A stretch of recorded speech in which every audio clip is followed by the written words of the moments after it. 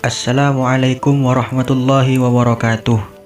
Nabi Nuh alaihissalam adalah salah satu nabi dan rasul yang memiliki gelar ulul azmi. Mukjizat Nabi Nuh yang terkenal adalah perihal pembuatan perahu yang sangat besar. Allah Subhanahu wa Ta'ala memerintahkan kepada Nabi Nuh alaihissalam untuk membuat sebuah perahu. Setelah kerusakan di muka bumi ini pada waktu itu sudah merajalela, kaum Nabi Nuh alaihissalam tetap menyembah para berhala yang pada hakikatnya mereka tidak bisa memberikan dampak apa-apa dan juga tidak memberikan manfaat apapun. Kaum Nabi Nuh alaihissalam tidak mau meninggalkan sesembahan mereka untuk pindah menyembah Allah Subhanahu wa Ta'ala yang Maha Kuasa dan lagi Maha Esa. Nabi Nuh alaihissalam adalah nabi yang memiliki predikat pangkat rasul pertama kali yang Allah Subhanahu wa Ta'ala utus ke muka bumi ini. Sebagaimana firman Allah Subhanahu wa Ta'ala di dalam Al-Quran, Nuh berkata, "Ya Tuhanku, sesungguhnya aku telah menyeru kaumku pada waktu malam dan waktu siang, maka seruanku itu hanyalah menambah mereka lari dari kebenaran. Dan sesungguhnya setiap kali aku menyeru mereka kepada iman, agar engkau mengampuni mereka, mereka malah memasukkan anak jari mereka ke dalam telinganya, dan menutupkan bajunya ke mukanya, dan mereka tetap mengingkari dan menyombongkan diri dengan sangat. Kemudian sesungguhnya aku telah menyeru mereka kepada iman dengan cara terang-terangan. Kemudian sesungguhnya aku menyeru mereka lagi dengan terang-terangan dan dengan diam-diam. Maka aku katakan kepada mereka, mohonlah ampunan kepada Tuhanmu, sesungguhnya Dia adalah Maha Pengampun. Niscaya Dia akan mengirimkan hujan kepadamu dengan lebat, dan membanyakkan harta dan anak-anakmu, dan mengadakan untukmu kebun-kebun, dan mengadakan pula di dalamnya untukmu sungai-sungai. Mengapa kamu tidak percaya akan kebesaran Allah?" Imam Ibnu Katsir berkomentar dalam kitab Bidayah wa Nihayahnya bahwa Nabi Nuh alaihissalam mengajak dan menyeru kepada kaumnya dengan beberapa macam cara dan metode yang telah dilakukan oleh Nabi Nuh alaihissalam, baik pada waktu malam dan siang hari, baik secara samar-samar bahkan secara terang-terangan. Terkadang juga memberikan kabar senang kepada mereka, dan kadang pula memberikan ancaman kepada mereka. Dan semua cara yang dilakukan oleh Nabi Nuh alaihissalam tidak dapat menggubris hati mereka. Bahkan mereka tetap memilih untuk berada di dalam kesesatan, berontak, dan terus menyembah berhala-berhala mereka. Kaum Nabi Nuh alaihissalam terus memusuhi Nabi Nuh di setiap saat. Mereka merendahkan Nabi Nuh alaihissalam dan orang-orang yang beriman kepada Nabi Nuh. "Sungguh kami melihat engkau berada di dalam kesesatan yang nyata," ucap mereka kepada Nabi Nuh alaihissalam. Sebagaimana firman Allah Subhanahu wa Ta'ala di dalam Al-Quran, Nuh menjawab, "Hai kaumku, tak ada padaku kesesatan sedikit pun, tetapi aku adalah utusan dari Tuhan semesta alam." Nabi Nuh alaihissalam bukanlah seperti yang mereka sangka, bahwa Nabi Nuh berada di jalan yang sesat. Bahkan Nabi Nuh berada di jalan yang benar dan lurus. Dan Nabi Nuh adalah seorang utusan dari Tuhan semesta alam, yang mana Tuhan semesta alam jika berkehendak kepada sesuatu, pasti akan terjadi. Dan Nabi Nuh juga menyampaikan kepada mereka risalah-risalah dari Tuhannya, dan Nabi Nuh pula yang akan memberikan nasihat kepada mereka. Begitu lama Nabi Nuh alaihissalam menyeru dan mengajak kaumnya untuk bertauhid dan menyembah kepada Allah Subhanahu wa Ta'ala. Seringkali terjadi perdebatan antara Nabi Nuh alaihissalam dan kaumnya. Allah berfirman di dalam Al-Quran, "Dan sesungguhnya kami telah mengutus Nuh kepada kaumnya, maka ia tinggal di antara mereka 1000 tahun kurang 50 tahun.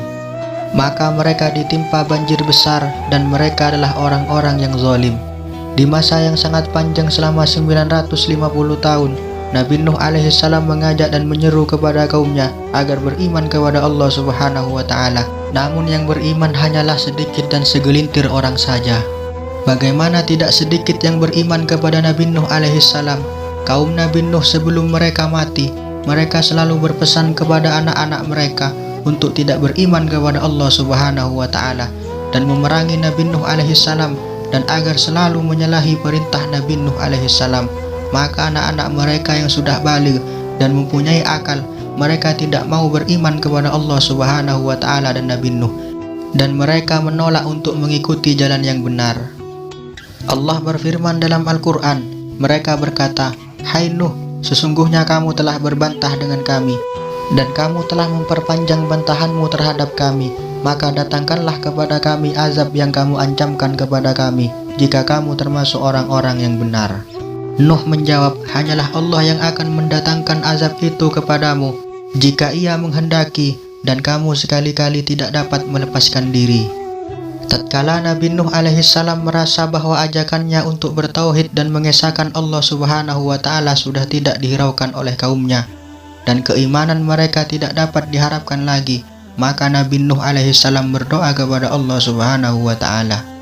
Allah berfirman dalam Al-Quran, Nuh berkata, "Ya Tuhanku, janganlah engkau biarkan seorang pun di antara orang-orang kafir itu tinggal di atas bumi. Sesungguhnya jika engkau biarkan mereka tinggal, niscaya mereka akan menyesatkan hamba-hambamu, dan mereka hanya akan melahirkan anak-anak yang jahat dan tidak tahu bersyukur."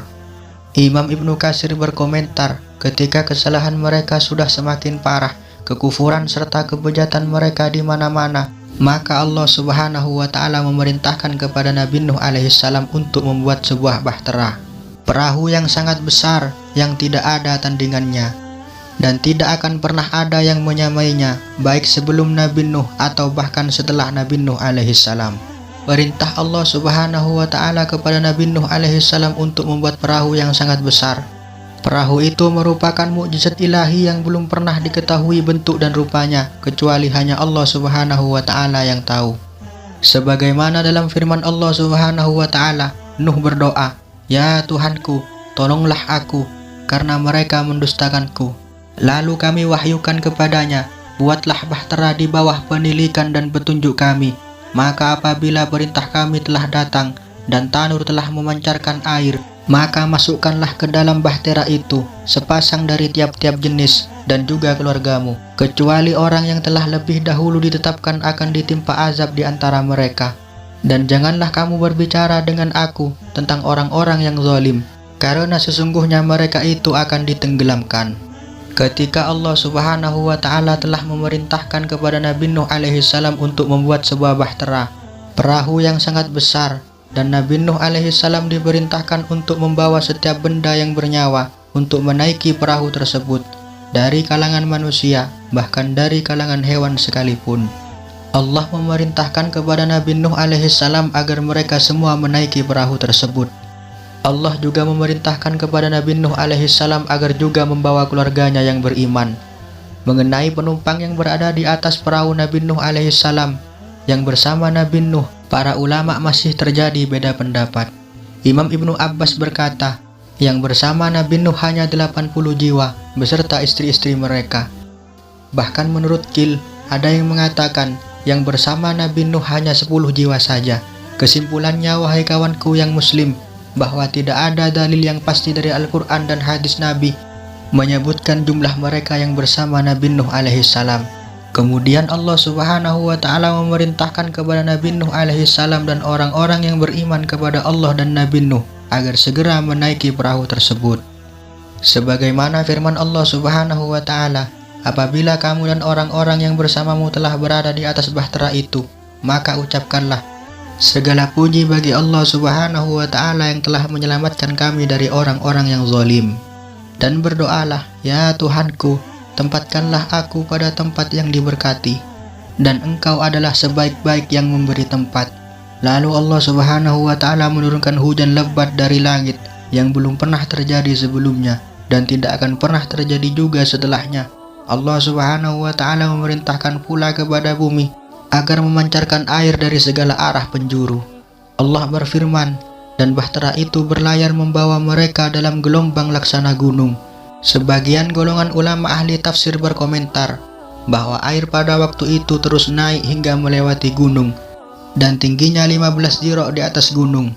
Dan ada juga yang mengatakan ketinggian di atas gunung mencapai 80 dhira', dan air pada waktu itu menyeluruh ke seluruh permukaan bumi. Demikianlah kisah Nabi Nuh alaihissalam dan mukjizatnya yang bisa kami sajikan.